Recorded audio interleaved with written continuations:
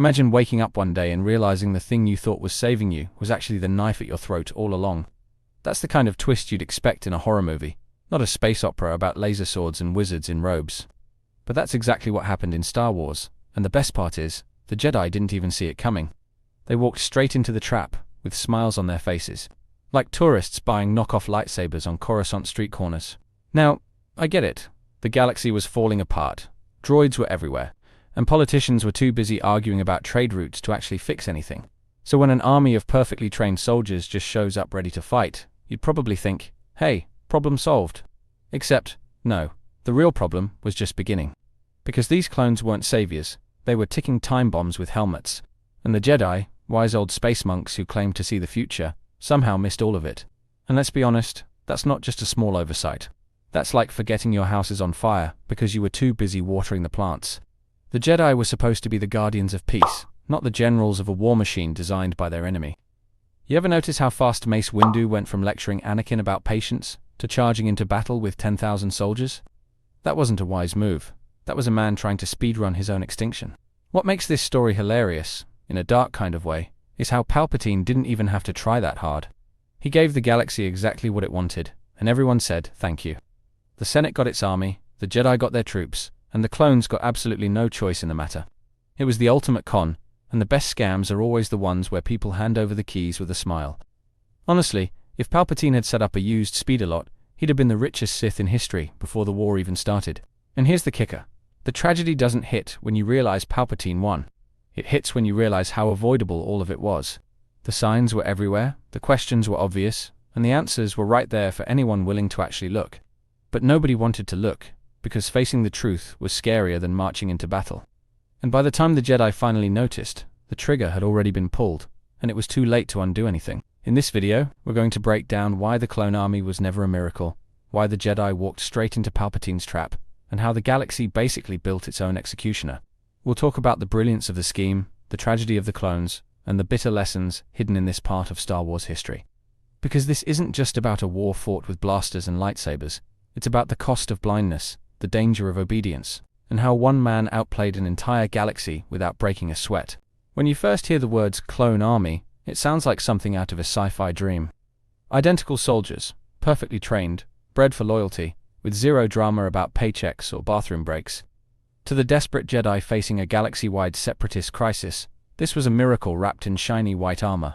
But the question that nobody in the Jedi Council stopped to ask was simple. Who actually benefits from an army that thinks the same, fights the same, and obeys every order without hesitation? Think about it. Kamino wasn't on the Senate's speed dial, and Jedi like Obi-Wan literally stumbled into the whole operation by accident. A secret army commissioned in the name of a dead Jedi Master, Sifo-Dyas, years before the Clone Wars even began, and the Jedi just kind of shrugged and said, well, I guess this is convenient.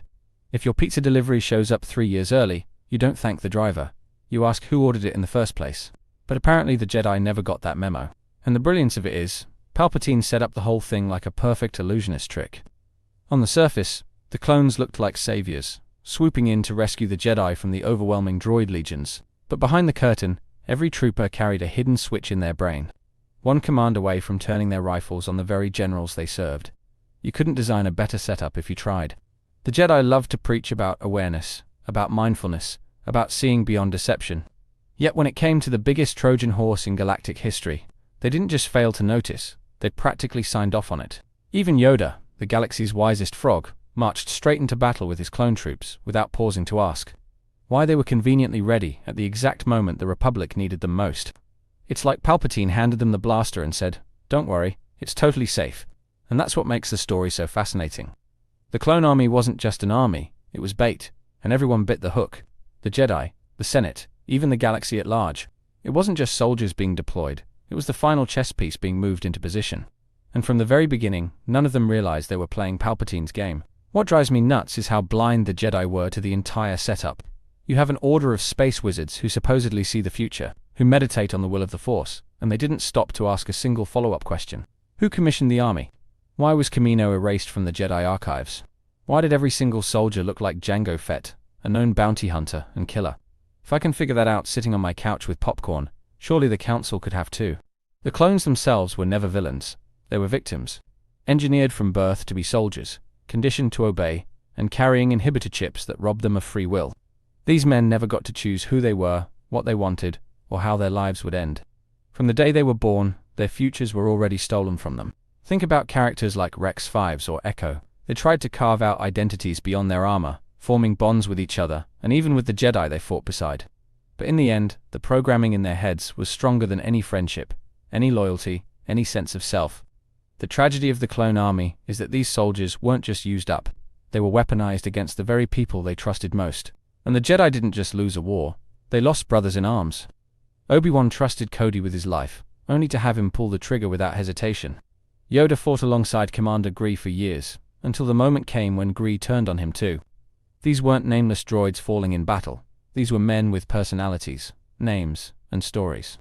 Men who had no choice but to betray the people they respected most. The sorrow deepens when you realize how fast the galaxy discarded them. Once the war was over, the clones were abandoned, replaced by stormtroopers, and forgotten by the Republic. They sacrificed everything to protect. The same soldiers who bled for the Republic were tossed aside like broken tools, and the few who survived were left to wander, scarred by orders they had no control over. The clone army wasn't a gift. It was a tragedy dressed in armor, and every soldier's story ends with the same bitter truth. They were never meant to be heroes, only pawns. But let's take a second to step back and admire the sheer brilliance of the plan. Palpatine didn't just fight the Jedi, he outmaneuvered them at every single turn. He engineered a galaxy-wide war, gave both sides the weapons to fight it, and then positioned himself as the savior who could bring order from chaos. It's not just clever, it's breathtaking in its cruelty. Look at how neatly the pieces fit together. The Separatists get an endless droid army. The Republic gets a clone army. Both sides bleed each other dry. And Palpatine sits on his throne, watching it all like a grandmaster moving pawns on a board. Every battle, every victory, every loss served his purpose. It's the kind of scheme so meticulous that you almost have to admire the craftsmanship, even as you hate what it did. Yet even in the darkest corners of this story, there are flickers of light. Not every clone surrendered to the chip without resistance. Characters like Rex, Wolf, and Gregor managed to break free, proving that individuality and loyalty could overcome even the most sinister programming. And when they did, they carried on as living proof that the clones were more than just Palpatine's pawns. The Jedi, too, for all their failings, left behind legacies of resilience. Ahsoka walked away from the Order, but she still carried its values, fighting for justice even without the Council's blessing. Yoda survived, scarred but wiser, to guide Luke when the time came.